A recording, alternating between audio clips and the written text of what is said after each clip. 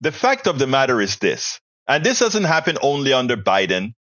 It didn't only happen under Obama. It didn't happen under Clinton. It didn't happen under only Johnson. And we can go Carter, president after president.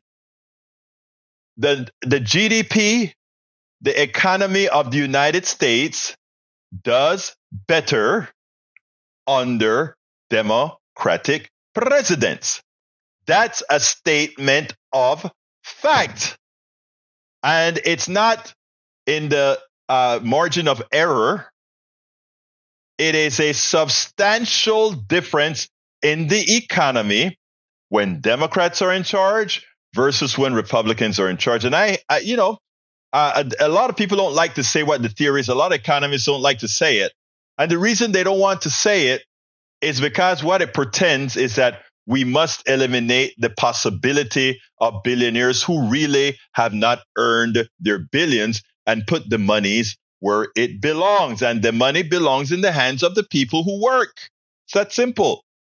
The people who work, the people who create, the people who design, the people who do things are the ones who are meritorious of the wealth of this country. It's that simple. But let's just go ahead and hear this piece that was done on Morning Joe this morning that talks about this. Breaking news, the economy grew at 3.1%.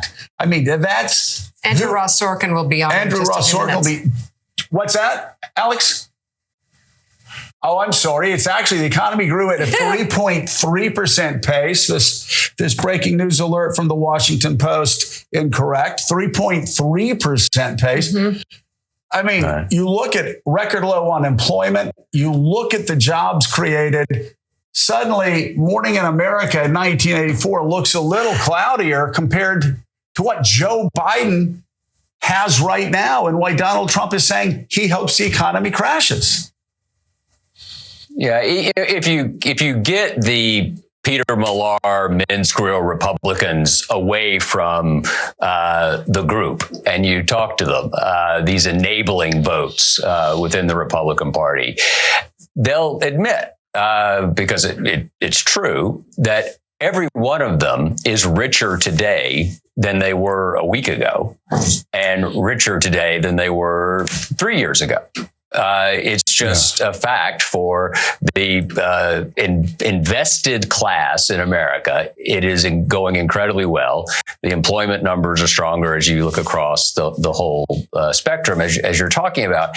And one of them said to me, and this is not someone who is going to be in any danger of carrying an NPR tote bag around, very conservative guy, last summer said, I don't think people understand the legislation that Biden passed. The money's moving into the economy. The investments are coming with the CHIPS Act. It's coming with infrastructure.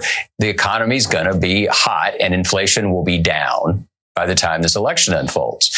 So the question is, if you want to vote on your pocketbook, and you're going to be rational about it, the stock market, as we know, as one indicator, does better under Democrats. And it drives Republicans crazy. Always. Yeah. And it drives them nuts. And they yell and they pound and, but it's just the case. Now, will those people vote for Joe Biden? This is where I get puzzled, and I mean that not being clever. I don't understand a partisan mind that won't allow you in a really, as what our friend Michael Beschloss calls a democratic lowercase d emergency, to have to vote a party line or write in Donald Duck or something. Why can't you vote for a constitutionalist incumbent president? Why not? It's a really good question because this is not a battle between a Republican and a Democrat now. Right. This is a battle for somebody who supports American democracy and somebody who openly supports illiberal leadership. It's something completely different. Like Orban. And let me explain that because this is important. And there's a reason why Democrats do better. They talk about Democrats spending. That's true. Democrats do spend. But Democrats spend where it goes through the American economy. in the appropriate way. You know, in other words, if I give $1,000 to a poor person, that money falls into the economy right away. That poor person may buy more bread, etc. That will cause the guy who makes bread to have to buy more flour. That would cause the person who sells flour to have to buy more from the factory. That factory will have to buy more from the farmer, etc., etc., etc. So it increases economic activity. It also increases innovation and a lot of other stuff. You give the money to the supply side, the rich folks. You give $1,000 to somebody worth $1 million. That's nothing, right? They throw that $1,000 in the bank and nothing happens to that $1,000. You may say, well, that will be invested in some bit. What business will it invested in, right? The way you know if you need more supply is that people buy, right? So the Republican orthodoxy has always been wrong. MMT and Keynesian economics has always been what solved our economic problems in a capitalist system that is not fair. Now, what Michael Rudin has to say that in as much as the economy is doing well in the aggregate, the higher numbers, that 60% of the people are still living paycheck to paycheck.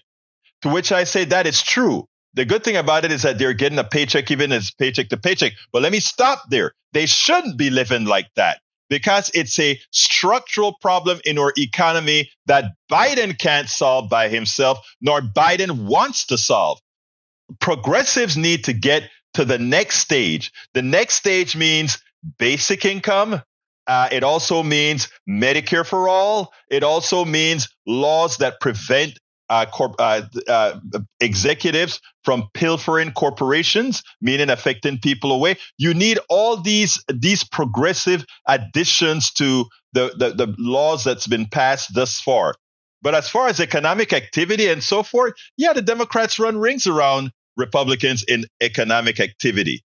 But we need to go further than what Democrats are doing. We need a progressive agenda that we fight for very, very hard to make sure that 60% that is living paycheck to paycheck no longer lives paycheck to paycheck. That 80% that doesn't have themselves a secure retirement future, that they are taken care of. Those are the structural changes to our economy that's necessary. But as far as how the economy is doing, by all the metrics that we measure economies, the economies of Democratic presidents in the aggregate are always better than, and I've written about this several times, always better than that of Republicans, because Republicans simply don't know how to govern because they are governing for a few, which means pilfering the rest. All of this can be proven. I've written about this for a long time. It's in my book, How to Make America Utopia. So, we need to start doing this seriously. We spend a lot of time deconstructing the news, trying to parse it into a form that everybody can understand. We try to find those little nitpicks where it flies above the fray, etc. If you really like these videos that we do, I want to ask a big favor. Please go ahead. Number 1, subscribe to our channel. And number 2, please join if you can. Thank you so kindly for watching. Keep watching. Please remember to share. We must populate the entire internet with our progressive message, a message that we know is what most Americans say that they want. So help us, please join.